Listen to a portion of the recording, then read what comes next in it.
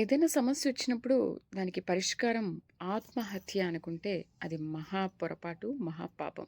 ఆత్మహత్య మహానేరం కూడా. అందుకని మనకేదైనా ప్రాబ్లమొచ్చినప్పుడు మన ఫ్రెండ్స్‌తోనో, మన కుటుంబంతోనో షేర్ చేసుకుంటే దానికి ఆ సమస్యకు పరిష్కారం లభిస్తుంది. షాపూర్‌లో సాయి ఈశ్వర్ అనే అతను పీసీ రిజర్వేషన్‌లు ఇంకా ఏమీ తేల్చట్లేదు అన్న విషయంలో ఆత్మహత్య చేసుకున్నాడు. పాపం కదా!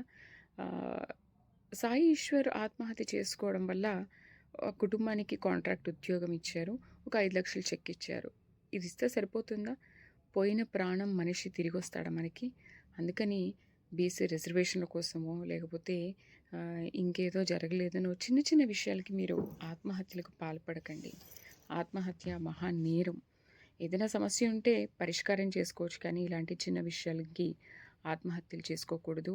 మన కుటుంబాన్ని ఒంటరిగా విడిచిపెట్టకూడదు. ఆత్మహత్యలు చేసుకుంటే ఏమవుతుందో మనందరం వినే ఉంటాం కదా! ఇక్కడే ఉంటారు, ఆత్మయ్య తిరుగుతారని అంటుంటారు కదా! అందుకని జాగ్రత్త. సో, గవర్నమెంట్ కూడా ఈ విషయం గురించి కొంచెం ఆలోచిస్తే బెటర్‌గా ఉంటుందేమో.